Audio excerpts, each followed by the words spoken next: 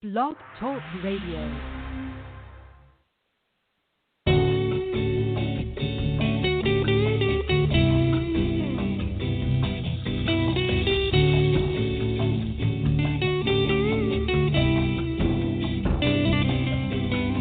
Hello and welcome to Quality of Life Radio, hosted by Lisa and Nancy, editors of BigBlendMagazine.com. The gong has spoken. It is Monday, June 29th, 2020, and welcome to Big Blend Radio's Quality of Life show. We're your hosts, Nancy and Lisa, the mother-daughter travel team on our Love Your Parks tour, and publishers of Big Blend Radio and TV magazine and Parks and Travel magazine. Both magazines are digital. You can go right to BigBlendMagazines.com to get them. Sign up for our newsletter. You'll get them in your email box. All that good stuff. Today we are airing live from Florence, which is the antique capital of Colorado in the southwest corner of the state. And it's a kind of a warm, interesting day out today. Weather is always weird here. That's what I'm going to say. In the afternoons, for sure. Yeah, you never know what's going to happen. You could have the most beautiful sunny day, and an hour later, it's like, what? There could be hail. You never know. But it's not too bad at all. But it's a beautiful town, and the hollyhocks are in bloom. That's always a cool thing. Beautiful orchards. It's all lush and green, and there's flowers, and it's awesome. It's pretty cool. Today's show, we welcome Anna Penenberg. She is the author of the memoir, Dancing in the Narrows. See, I think of Zion National Park when I hear the Narrows. But Dancing in the Narrows, a mother-daughter odyssey through chronic illness. It's out on July 7th, 2020 through She Writes Press. I encourage you to go to her website, annapenenberg.com, and that's Anna, A-N-N-A. Penenberg is P-E-N-E-N, Berg, B-E-R-G. And I have to do that because there's multiple ways to spell it all. It's also available on Amazon right now. You can pre-order it, all those places, Barnes & Noble, all those great places. But very excited to have her on the show today because I think it's timely. Chronic illness is something that not one civilization isn't being affected by. She's going to be talking about especially when it comes to Lyme disease. And you think about chronic illness, even going down to multiple sclerosis, and there's all these autoimmune diseases too. And a lot of us don't even know. Maybe your friend is going through it, and it's almost a very silent disease. And so I think it's very important that she's written her story. It's a mother-daughter story. She's a single mom. Nancy, you know about that. That's not easy. Single mom dealing with this, and how do we balance all of this and not totally freak out, So anyway, welcome, Anna. How are you? I'm great. It's wonderful to be here. Thanks for joining us and also for writing your story. I think it's important that we do. As I was saying, I think when we think about chronic illness, I think it's probably one of those, it's kind of nobody talks about it, but it's something that I don't know how many people deal with it, but I think thousands, hundreds of thousands of people and families are dealing with that across the country and around the world. Yeah, and it really is kind of a slow process. And, in the beginning you think, you're just going to go to the doctor and you'll figure it out and, you'll get some help and you'll return to your life. And with chronic illness, especially something like Lyme disease, that isn't going in that direction very quickly. It's going in the direction of your life changing and things falling away and not working and maybe not leaving the house. And, there is a very interesting timing to this release of my book because of the pandemic. And for people aren't necessarily ill, but they are having limitations that chronically ill people have, oddly enough, staying at home and limited social life and in a way being concerned or scared about the actual threat of virus. And when you have an autoimmune condition, you are definitely dealing with what's already going on, and you're very vulnerable to anything else you might happen to get. So you have to be careful. I think that's timely now with that, and then also even people now suddenly having to maybe you get the COVID coronavirus thing, and suddenly I don't have health insurance, or I don't have this, and so there's having something that's new and different, and people don't understand and don't know if you have it sometimes, especially at the beginning of this, and there's this whole medical system to deal with too, which isn't that almost like the worst part of it is the medical system? Doesn't help, it seems, Yeah, I think in our journey you see that. It was 2007 when my daughter got sick. She was 16, and she looked like a kid who had mono. But that's actually not what was happening, and she didn't get better even if we let her rest for 2 months. And so it went on, and there was quite as there still is to some degree, confusion in the medical world around Lyme disease when we finally got that diagnosis a year and a half into it. Wow.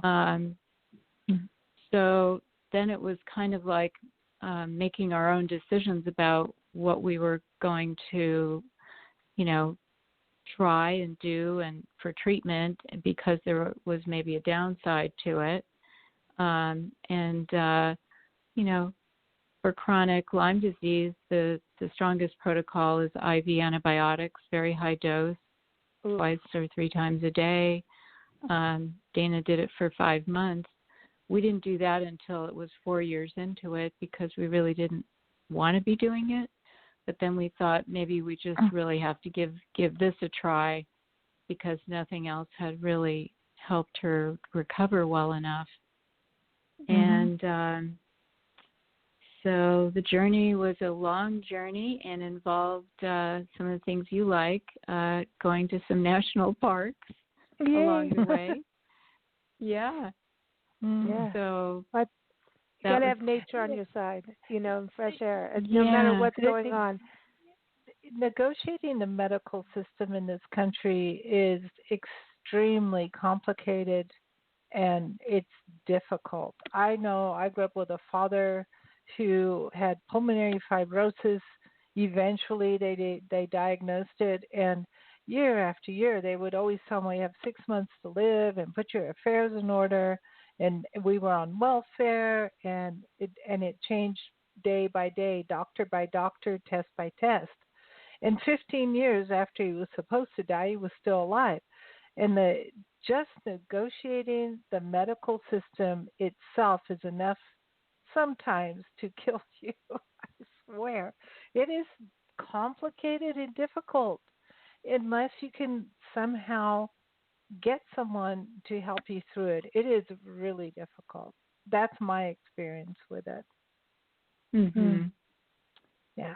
Yeah, I mean, I think the lens that I often use is more about wellness than focus on illness. Yeah. But so when pharmaceuticals list these side effects, they're not really side effects. They're things that may and possibly do happen to your system, and it's not part of healing. It's directed towards doing one thing, but other things in your system are not so happy. And so because she was so delicately ill, it was not something we wanted to do to deal with more side effects. And it led us to a lot of, an adventure in alternative healing. Yeah, and that's the interesting part. There are all these different ways, and then it's a lot of times the alternative healing is viewed as preventative versus we're going to actually, you know what I mean? It's almost like, it's not strong enough to kill the beast. You know what I mean? Right. Yeah. It's very interesting because my daughter and I really talked about this even at the time, because she eventually got to be part of all the decisions, after she stopped being kind of an angry teenager losing her life. And then we kind of realized, for better or worse, we're on this journey and we're doing it together. And she would say, I really want to do what's healing to my body, and I don't think the attitude of killing, even though that's kind of what the attitude is when you have bacteria, let's kill it. It's a germ theory. And so, but it's kind of a hard, it's not a holistic mindset. And so we were open to thinking about what would it be like if we embraced a different way of working with this, and how would our body, how would her body respond as a whole system? I'm very fascinated about this too, because it's also it does take in the holistic approach, right? So it's body, mind, spirit. And I know that you are, you've got a degree in psychology. You are trained in trauma, helping other people with trauma. And now you come in, it's like, oh, now this is on my doorstep. Single mom, okay, here I go. And when you think about, okay, we're going to go on this other approach, and maybe, from my experience and past things that I've gone through, it's almost like you become a buddy system with your body, a buddy system with the person partnering with you. If it's like your mom or even the doctors, or depending on who, what, and where, right? Depending on everyone's situation. But there's a buddy system where you kind of have to really check in with yourself. So I can imagine that happened with her. It happens with you, where once your body knows, like, hey, I'm really trying to do the best thing for you, it's almost like the body answers back. Does that make sense? Where it's like, okay, I'm coming. I'm there to help you, man. We're a team, Yeah, I think because she was so young and hadn't really come into herself in a lot of ways, this was a huge entry into her relationship with herself and her body, and listening. And actually, she was very adamant about not taking antidepressants, which were suggested not as the cure, but just like, well, you're depressed, why don't you take these, and maybe it'll alleviate some of the pain. And she said, no, I want to know what my body is really feeling.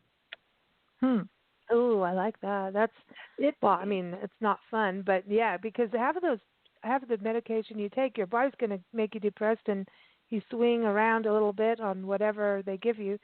But I like that where I want to feel it, because then you can have that communication. That's strong. There is a thing about when you're going through something medical.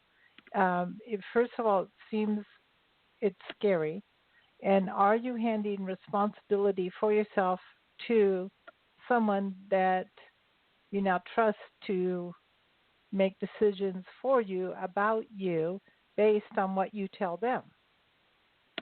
So there's a gray area in there, because you're not like bosom buddies or something where someone can go like, hey man, I've known you for years. That's not it. But it's a traumatic thing even just to go to doctors sometimes, especially if it's an emergency thing, and when the news is not what you expect, or there is no news because they don't know yet. There's so many things at play here that the strength of character, I think, has to come through to negotiate all these things. I definitely agree. Yeah. I definitely agree. I think you're talking about self-advocacy. Yeah.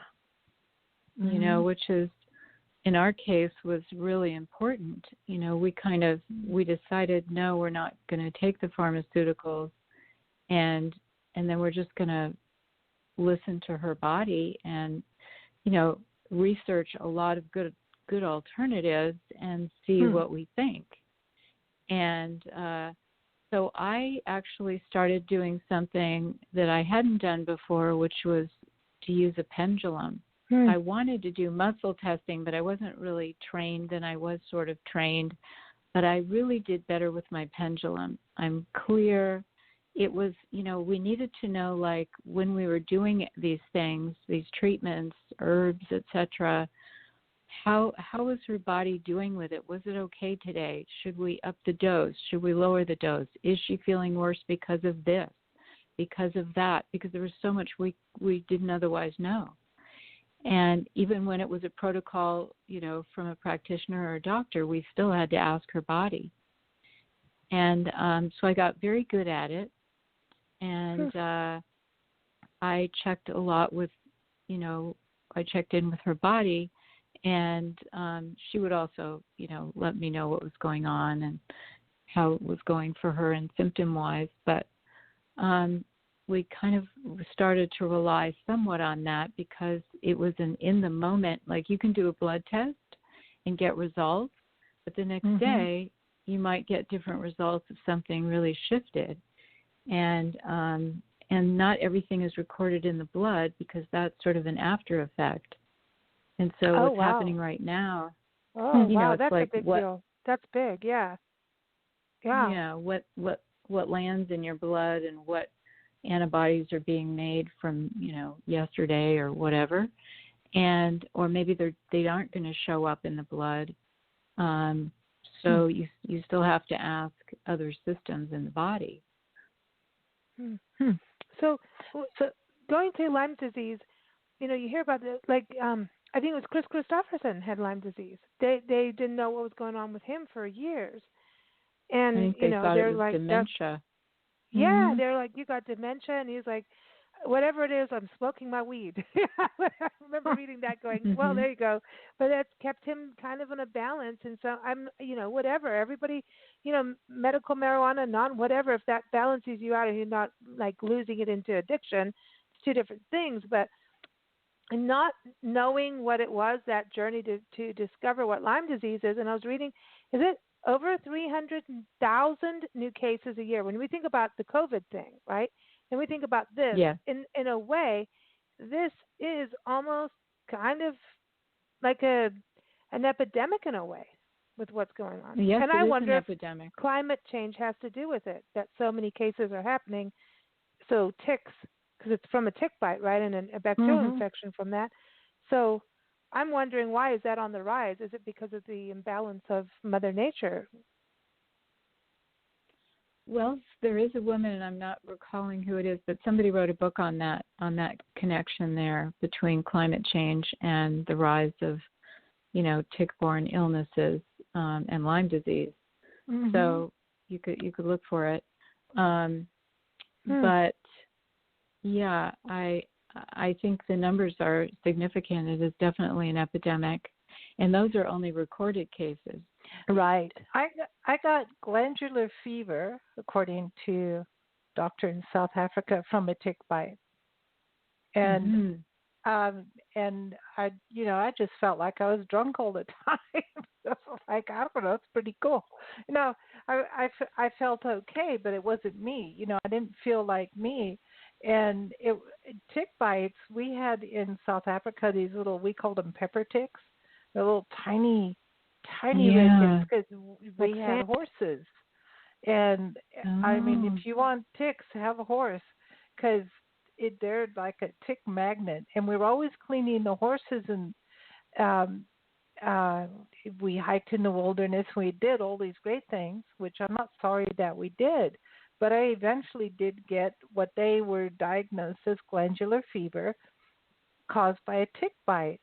And, so I'm really aware of things like Lyme disease because of having been sick from a tick bite. And I don't think a lot of people realize, like if you have dogs and you don't clean your dogs and groom them, that you eventually could get a tick bite yourself.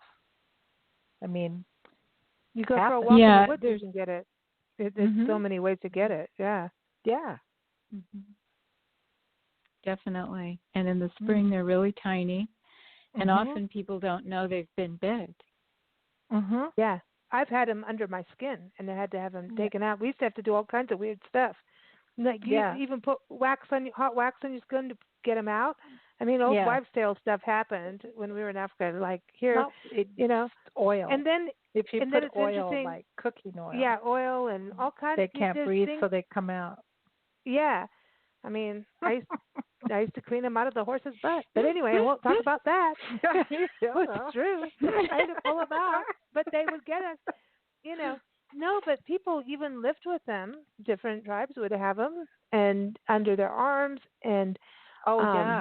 Big time. I mean, when I think about time. all of that, and it was a sign of weakness sometimes to pull them off, or brush a fly away from the face, and so it was a whole different cultural thing, and you wonder, like, okay, and but Nancy's glandular fever thing was very interesting because it came back another year without another tick bite. It just did this cycle thing, and it so was a 2-year thing. 2 years. Yeah, it's very odd, and it was weird because like maybe 4 or 5 years later, the weather changed. Were we living in Channel Islands, or we came back here, or we were somewhere.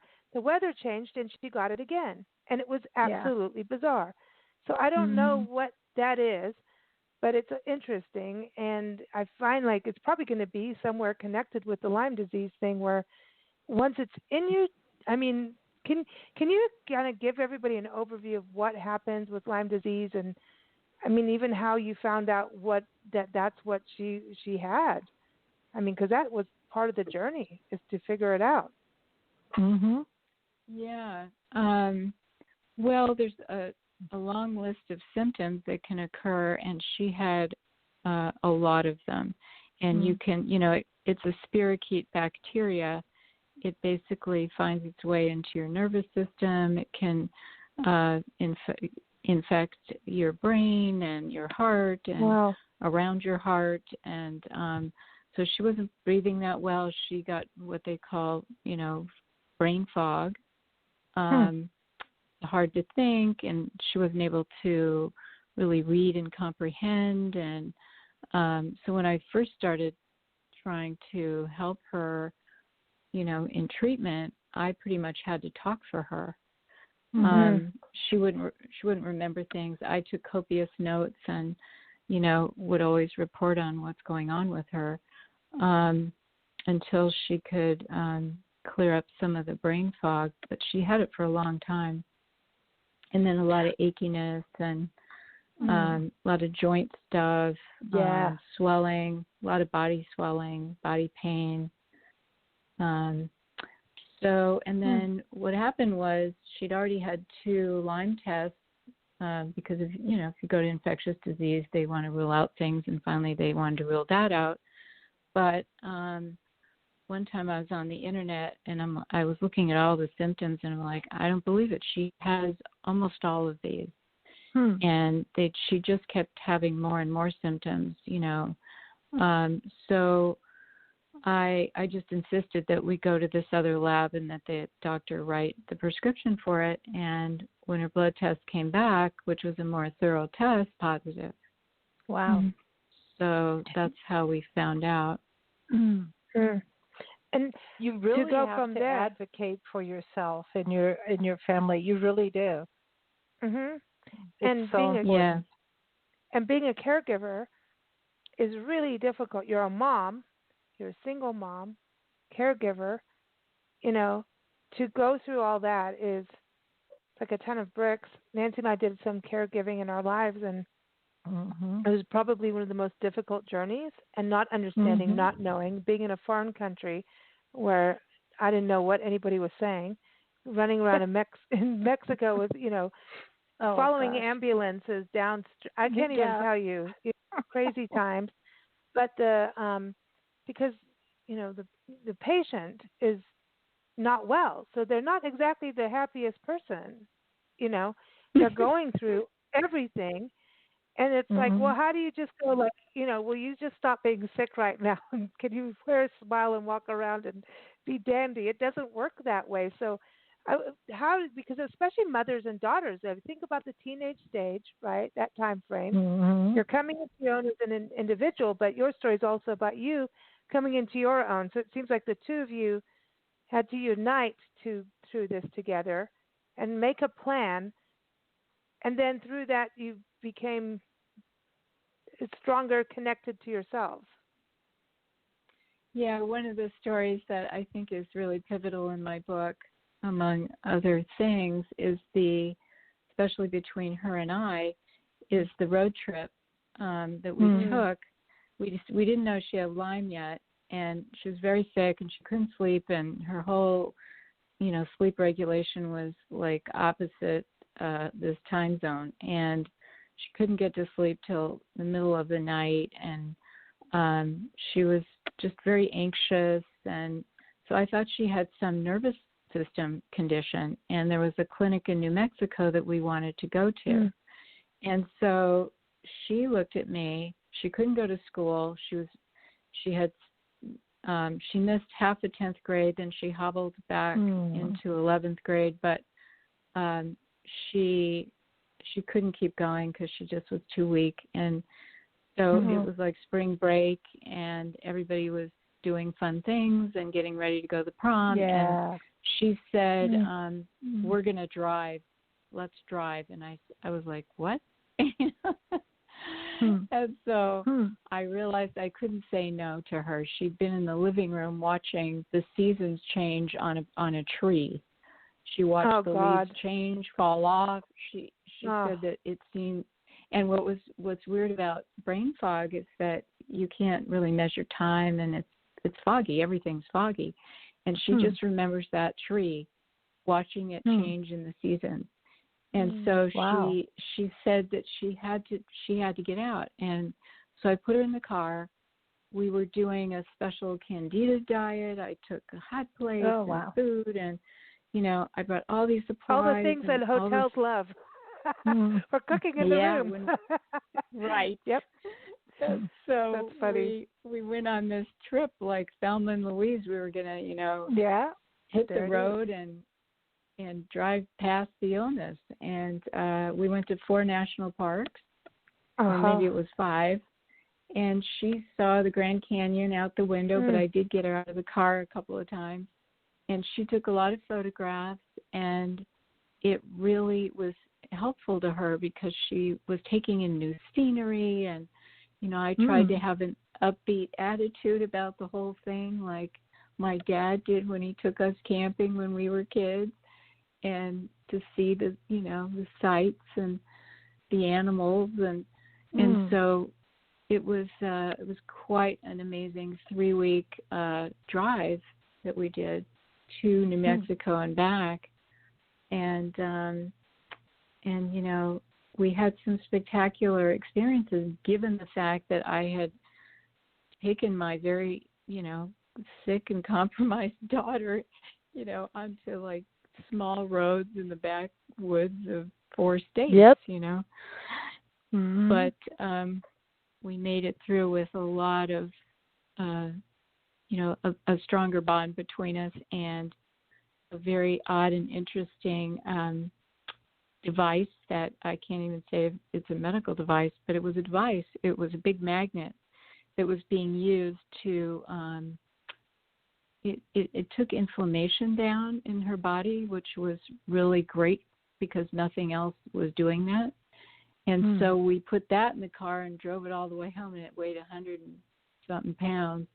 Oh my gosh! It was a magnet plate like the size of her torso, and it was at this clinic, and she was used as a sample patient. And she lied on it, and when she got up, I'm like, Dana, I can see your knees. I see your kneecaps. I haven't seen them for a while. And so we were like, we probably need to get this. And she lied on that twice a day, and sometimes 3 times a day for, half hour to an hour. And it really helped her. It, certainly wasn't the cure, and it was very cumbersome, but so she laid on that for... What's the theory behind that? Like, why would that work? Do you know? Well, magnets do have therapeutic value, and they're often used in smaller items, and that you could maybe place on your body in certain places. They have different gauze. That's the measurement of their power. And this was 400 gauze, so she could lie down in it, and the field of it was about a foot off the magnet. So she was lying in the field of it, so that frequency, that magnetic pull, was working on her whole body, or at least the torso. This is very interesting. Yeah. I'm sorry, I just got old. I'm excited about this. I know, because that's how birds migrate. They have a magnet in their brain that brings them back home. Stuff. Magnet things do things. So, yeah. Wow. Sorry. I'm like, and I think that one of the things it did was it stimulated the lymph system. I think it helped the fluids, which is the system in your body. Yeah, I think it helped you move, and it's the system that helps you sort of carry out debris and detox. And I think that was going very slowly for her system. Yeah, if you're swollen, if you're inflated, you know what I mean, then inflated. Well, you know what I mean. If what do you call it when you're if you're inflammation. Swollen, inflammation, inflamed. Sorry, inflammation. If you have that, and your body's not moving. It's kind of in that stuck limbo land, and your cells aren't moving around as much. I think that it's not as if your body's not running as it normally is. It's kind of like, hey, I'm stuck here. So that's really cool that it helped with that, But there's all these alternative therapies out there that the FDA doesn't do this, but the FDA will do this on the side here, which isn't that cool. So, it's kind of an interesting balance of this journey that you went on, doing these alternative, medicines. I have a friend going through cancer she did the hardcore thing and was sick. And she says, look, if I do this, I'm going to die, but I'd rather die trying in the nice way for my body. And her body responded. Mm-hmm. She's still dealing and having to fight, but she's learned to go to her inner core, to find joy in places, just joy. And I think that's something about your book too. You talk about finding joy in just every little small thing, because you don't have time for a big thing. It's the little pieces of joy that will get you through a day, will get you through an hour, maybe half an hour, a minute, those little pieces, right? Mhm. And my daughter she's just an amazing person, and she was always in her own way trying to keep learning things, even if she wasn't in school. And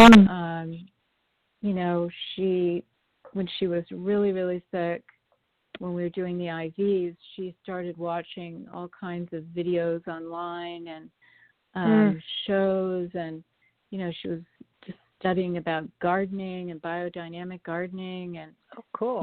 So she's it was a struggle for her because she's very smart, but the brain fog was kind of making it difficult for her to be in school, among other symptoms. But at one point, she graduated high school. She gave an amazing speech at graduation, and she basically said that she had her education inside and outside of school, and that's really what it was like. And at this point in time, this whole journey that became the healing that she went through has gifted her with some amazing teachers and a lot of experience with healing modalities, and she now is an amazing healer, working with craniosacral and Reiki. Cool. And she works on people. She understands people who have pain. She works with inner children and helps people get to the core of their somatic issues. And she and I have worked together, and so awesome. that was a awesome. gift. Yeah. And writing a memoir. Everyone, again, Dancing in the Narrows, a mother-daughter Odyssey through chronic illness, again, by Anna Penenberg. Writing this, did she work with you on this, or were you journaling through? I mean, to me, I would assume journaling would help, or maybe don't even have time when you go through something like this. I did journal, and that's where a lot of it came from. And I had, in the beginning, it was like, I can't believe what's happening to our lives. We should document it. We should do a documentary. Somebody should come in and see how we're living. And one of her friends, that she was in high school then, and one of her friends was going to do that, but of course he wasn't as reliable as I would have hoped. Sorry, there's pizza around the corner. No kidding. Yeah, I'm kidding. yeah. He ended up doing documentary films, so he did go for it. But then it was like, well, I guess I should write this, and so I was doing that, and eventually I realized it was going to be a whole memoir. And when I was working on the chapters and doing some editing and restructuring and working with it, she by then was in college, and she was home for the summer, and she was I'm in the loft and she's below me, and I was going chapter by chapter, and she was reading the chapter too, and then we'd talk about it. And also because I needed her permission, like, is this okay if I talk about this? And so I just really want to honor her for allowing me to tell the story, a lot of which affected her deeply. And she's honest, and she's quite a good writer herself too. Well, the journaling too, didn't that help you keep track of what was going on, like to understand even how her health was and what doctors and different, all the healing people come and say, do this, do that.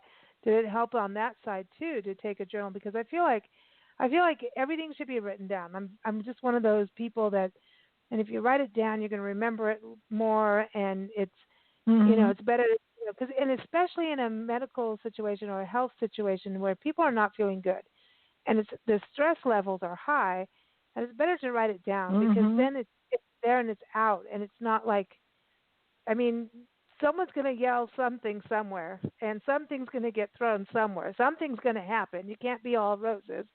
So it's kind of like one of those measures of writing it down, then you go, oh, now I understand this a little bit more. There's something about writing that slows things down and then makes things so much clearer.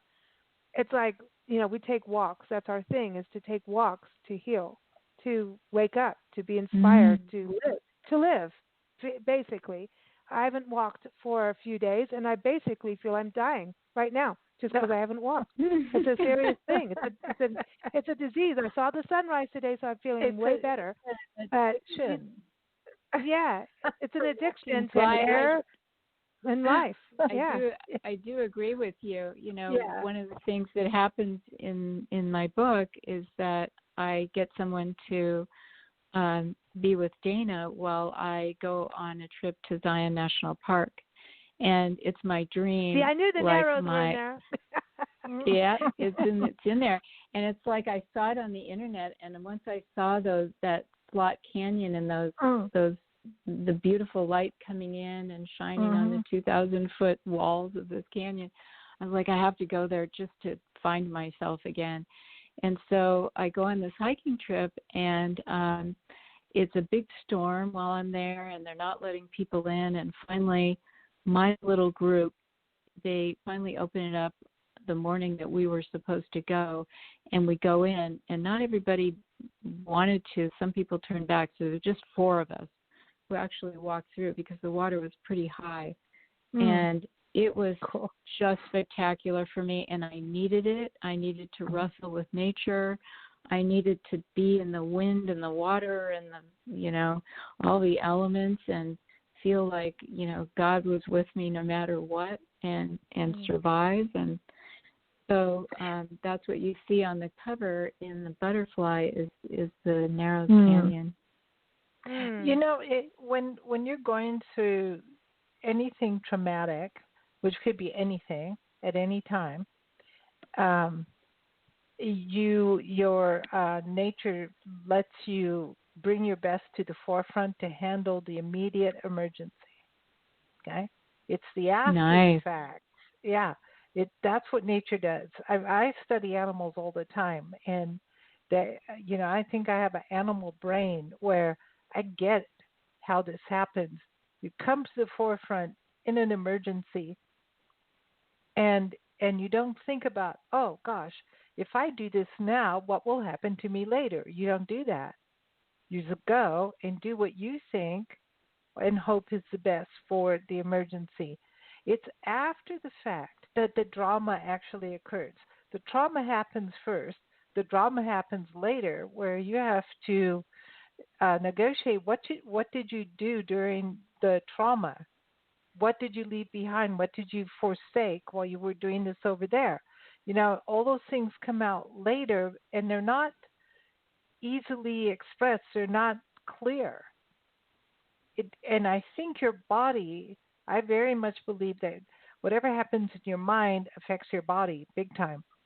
And that the effects of what happens to your mind happens to your body. What happens in your body affects your mind, so that you're compromised for a while until you can actually be one with it, calm down, think it through, feel it through, even more importantly, and then come to grips with it. And then you can say, well, I think I need to do this. And sometimes it is a road trip. Sometimes it's planting a garden.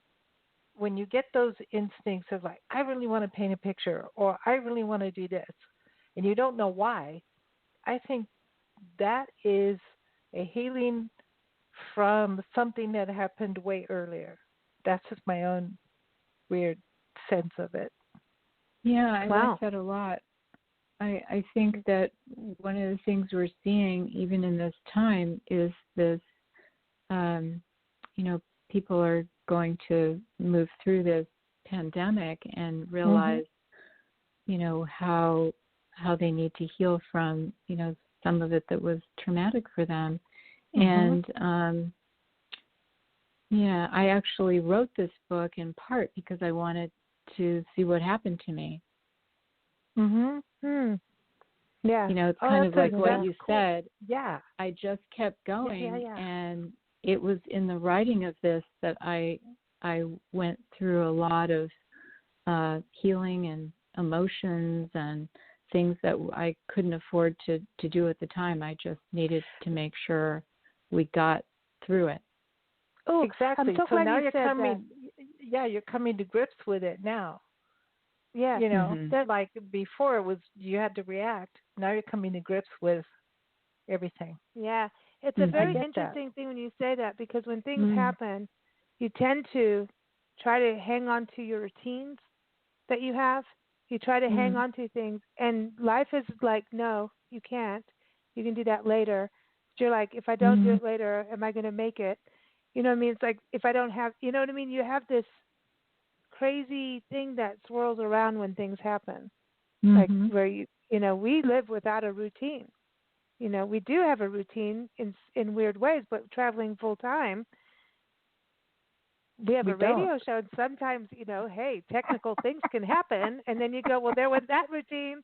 Now I'm angry at everyone, and how long are you going to be angry with everyone? You can't, So it's like there's that thing where you have routines, but we've actually got to this point of, I don't know, routine is when you do close your eyes, take care of yourself when you can. It's like the weird, when things get to that point, there's that inner, I can't explain it other than this inner routine for yourself and you, and that communication is so key. It's so key, and it's a beautiful thing, and we ignore it in civilization.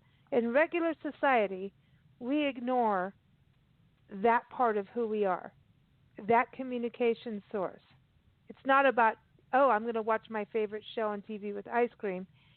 It's about actually communicating with your core, your soul, you. And I know that sounds weird and woo-woo, I know Nancy's reading your book because she grabbed it first, because she's like, that's a mother's writing. We're a mother-daughter. Seems like I'm stealing that first. But I'm going, I want to read it now, because it's like, I want to see the other side. It's very well written, by the way. It's extremely well written. Kudos to you on that. It's really well written. Thank you. No, Yeah, I feel the emotion through the words, and that's not easy with me because I'm hard. she's a badass. I'm hard. but I wanted to ask you about, going through, you've got all these degrees, you're certified in all these different, modalities, like, hey, and then you do yoga and all of those pieces. Did they help you go through this journey? Did you acquire those through the journey and after the journey? Everything that you do in regards to, understanding therapy, marriage and family therapy, all of those certifications and practices, dance therapy, and I even want to talk about light therapy. I mean, all of that. Did that help you? Yeah, I think I relied on all the tools in my toolbox. Yeah. It was beyond what I'd ever had to do because it was my life and my daughter and my household, and I had to stretch myself into 24/7, trying to manage the healing while the trauma was happening and while the fear and the confusion and the dysregulation of our lives was happening. And so I kept up with my yoga and meditation. I read books at night. I had a mantra music going in my bedroom all the time just to be soothing. I did breathing things with my daughter. I did some hands-on work with her when she would allow me to touch her because everything hurt, so that wasn't always something I could do. That's hard. I knew that expressing ourselves was really a key thing, but also Dana, some of her symptoms were that, sound and light and everything just became too much for her. So I had to keep more of an even keel with her. And, it just, it was every tool I had. Wow. Including, when she was really sick sometimes and light was bothering her, we would finally go out of the house maybe at like sundown and take a walk.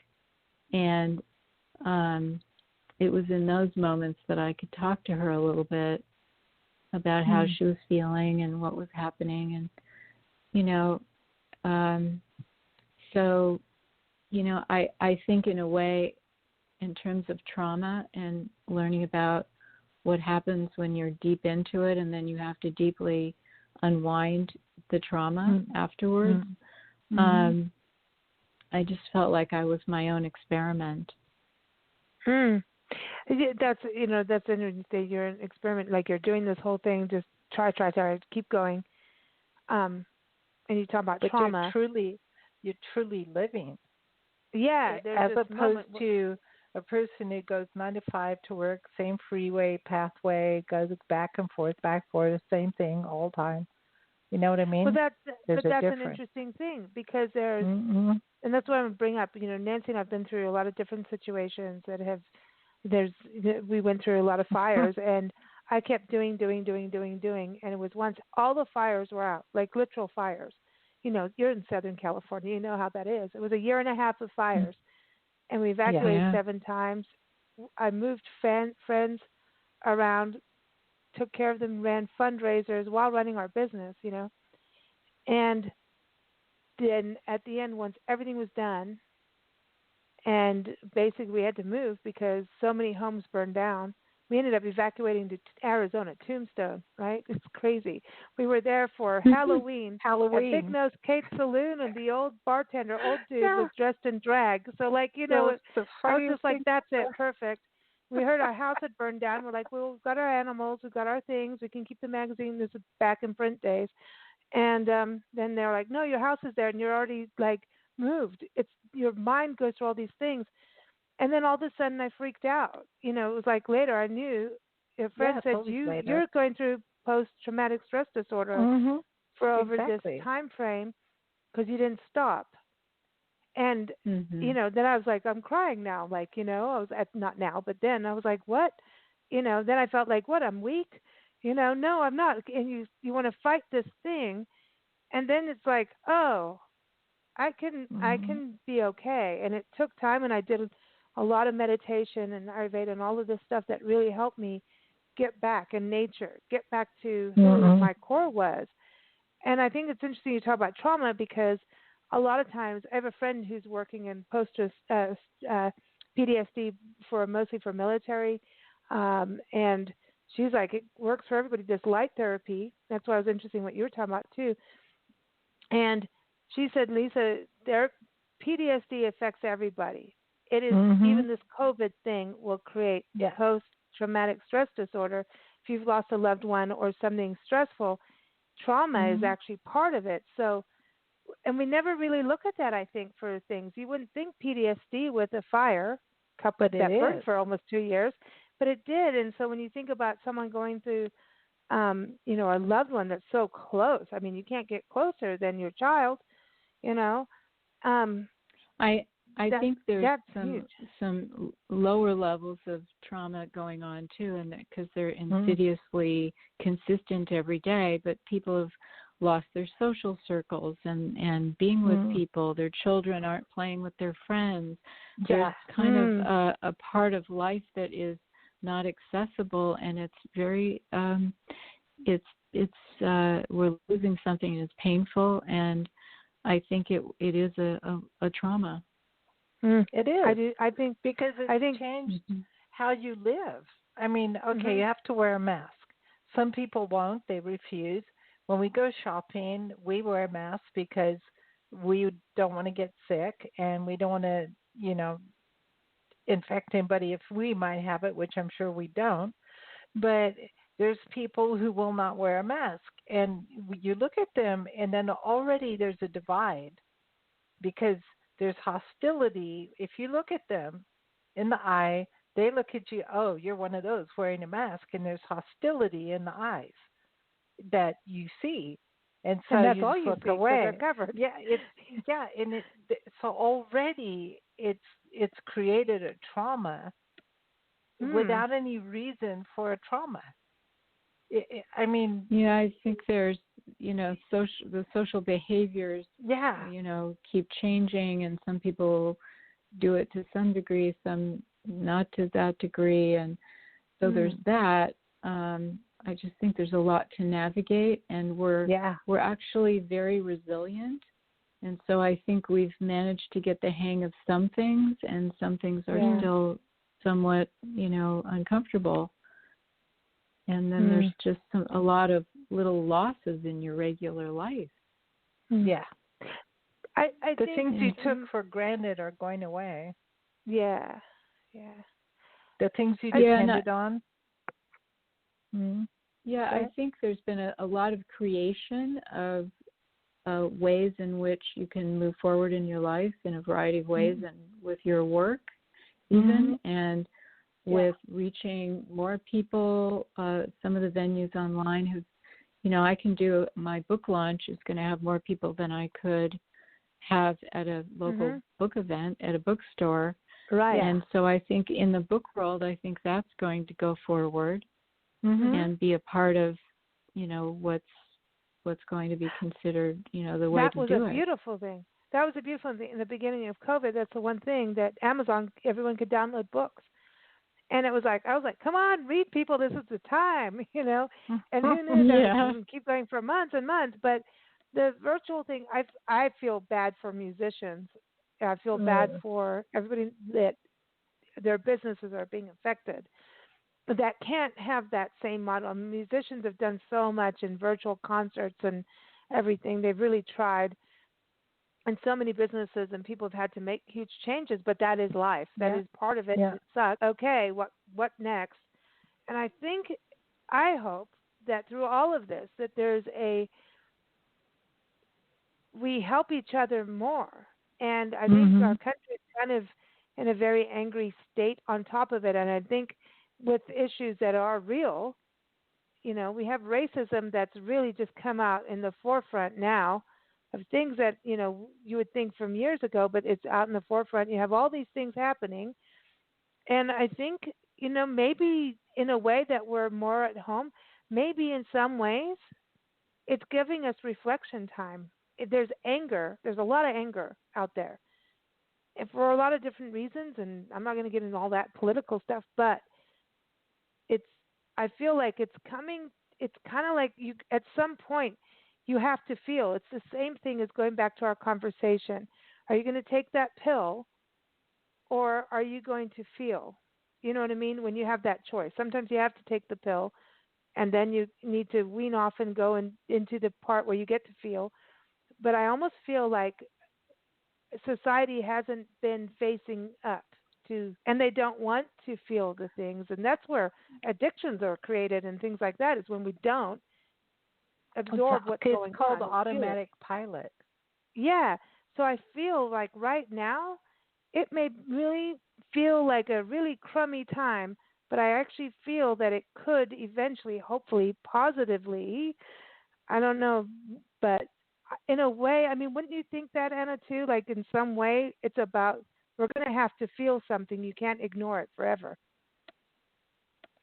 I think that overall, throughout the world, there's a lot of shifts going on in ways that we need to move forward on this planet, and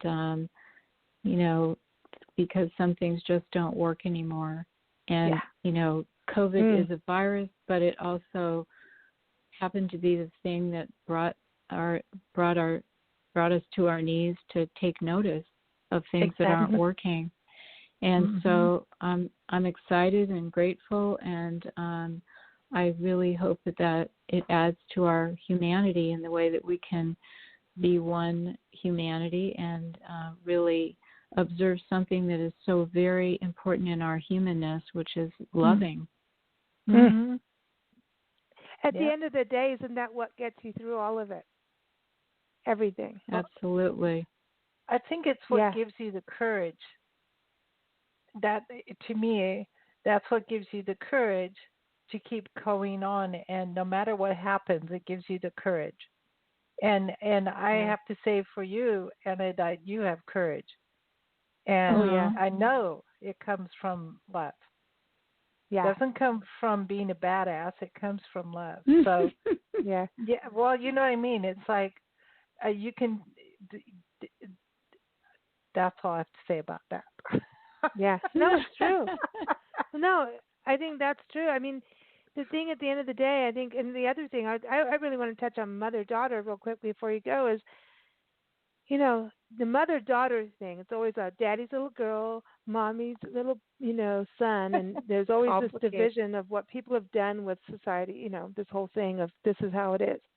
And, Nancy and I have been, alone together for, many, many, many years. Neither of us are getting any younger. And throughout life, especially when I was in my 20s and 30s, it was like, oh, boy. What are you doing with your mom, doing a business together? And we ended up working together, living together to make all of it work. We did what was needed. And now we're traveling together. And it's like, you're never going to find a husband like that. I was like, good. I don't care. I'm not gay. I just don't care. It's like, I don't care. That's not my thing. I don't care. It's like, run, And I've had so many things where they think we were a lesbian couple. And that's okay. I have no problem with, whatever you think on that. I don't care. I have many lesbian friends. Just don't care. I don't care. I don't care. And it shouldn't be about lesbian friends. It's just like I don't care. But there's these things that have come up throughout life about, and then how could you do this with your mother? Other daughters and mothers going, how could you do this? I don't think I could do this. And I'm like, it is no easy parade. It is not a sunshiny day every day. No. And it is work.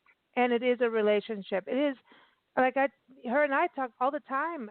Like the Bullets were on our show, right? They've been on our show, the couple that wrote a book about the 5 conversations for couples. And we looked at it and we went, oh, yes, we're going to use this as a mother-daughter team. We're not married. We're not sleeping in the same bed. Sometimes we have to, depending on the road trip. But this is the same thing. It's a relationship, and it's like a marriage, and it's different. Mm-hmm. And you actually, you can walk out if you really want to, but you can't. And you can divorce, But this is this other, this holds you. You're going to do it. You're either going to do it or you're going to really walk away. It's like a whole other deal. I don't even know how deep it goes, but it is, and it's not a bad thing. It's a beautiful thing. It's a hard thing. But do you ever get any of that with you and your daughter in regards to, hey, we're this team? I mean, we're different, right? But it's still, this is a team. To be a mother-daughter thing, it isn't the easiest. Well, I think to be in relationship is really to be intimate with a place where somebody really sees you and you are being seen and you see them. And so it's really a process. And I think we gained a lot of respect and deep connection and love for each other in having to be so transparent with each other, especially as she was becoming an adult. And I think there's a lot of trust, and so we're open and honest with each other. That's it. That's the only way, I think. Honest and come from the place of love, and then you can get through anything and everything, It has been a real pleasure having you on the show, Anna. Anything else you want to say to everybody? I've definitely, go get the book, right? It's out now. Well, no, July 7th, but you can pre-order it. So it's Dancing in the Narrows, a Mother-Daughter Odyssey Through Chronic Illness. You can go to Anna's website, or you can go to Amazon, or you can go to all those places, AnnaPenenberg.com. I'm going to spell it again, ANNAPENENBERG. Did I pass the test, Anna? Yeah. Cool. But because we're audio, you never, it's like, someone's riding on a subway or listening in their car just to get it right for them. I have to say, somewhere in our travels, I hope we meet you and your daughter. I really do. Yeah. Go for a hike. That would be wonderful. I really hope we do that. We have to meet in the park, like maybe Santa Monica National Recreation Area. Yeah. Definitely. And you know what? There's like a whole group of people that we haven't met yet in LA, and every time COVID changed our plans, and we would have been there this year. And we have yoga people, musicians will come out with guitars. Like we'll have like a yoga in the park. Though I'll tell you, Nancy and I will both fall down, but we'll laugh and we'll just film the whole thing and have a good time. We'll walk with you all, but we need to do like a yoga in the park. I think it would be so cool with musicians and, the whole thing. It'll be fun. Have like a little picnic, out in Southern California overlooking the ocean. That'd be awesome. Yeah, that would be really cool. Yeah. Well, thank you so much for joining us, and great success for you with this book. Nancy's, been raving about it, and it's awesome. I get it after her because she's the mother. She gets it first. But that's right. That's how it rolls. The best to both of you. And we've got a special song we're going to play. We're going to play a special song. This is from Allison August. She is just down the road from you in Long Beach. An amazing singer-songwriter, blues singer-songwriter, and just amazing. She's working on another album. We're very excited for that, and we're like, come on, Allison, come on, bring it. But this is off of her album, Holy Water, and Allison is no stranger to going through medical issues. She did, and her album, Holy Water, is when she was going through a lot of the procedures and recovery of breast cancer, and her bandmates were there to pick her up and keep her going, and she just never stops. She's an amazing woman, and this song was for her daughter, so that's why I wanted to play it for you. It's called Lulu's Lullaby, and it's about a butterfly, and I had to play it. I was like, this is the perfect song. So, butterflies. Wow.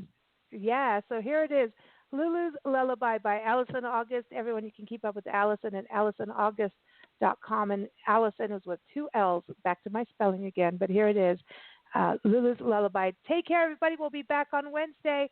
We're talking about national parks, Southwest Colorado, and we're talking about, I know, don't listen to this part, but do, and we're talking about ticks and crazy bugs. So sorry, but it's true. We're talking about bugs and parks. But anyway, tune in for that with National Geographic. We'll have them on the show, so stay tuned for that. So here it is, Lulu's Lullaby. You can keep up with us at BigBlendRadio.com. Take care, Anna. Thank you. Bye-bye.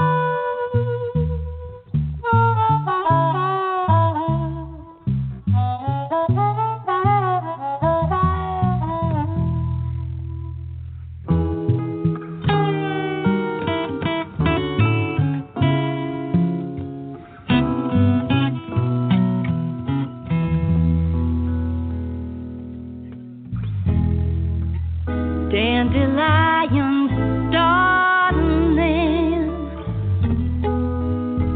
beneath the summer sky. The whispering wind carries you in. I try to catch you as you blow by. You flit from flower to flower, just like a busy bumblebee, flying fast by the hour. Where'd you get all that energy? My golden child, with your smile so bright, your heart is wild and free, yeah. My butterfly, when you find the time, please won't you hurry home to me?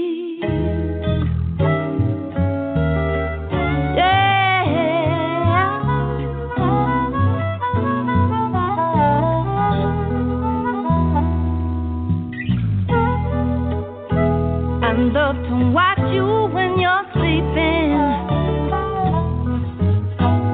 I sigh and breathe you in, and your baby hair is everywhere, yeah. I smell the sunshine on your skin, but there's a silver lining.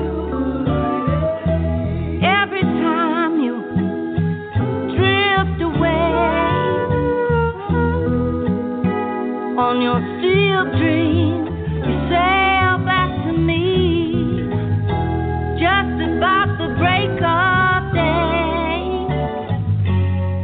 My golden child, with your smile so bright, your heart is wild and free, yeah. My butterfly, when you find the time, please won't you hurry home to me?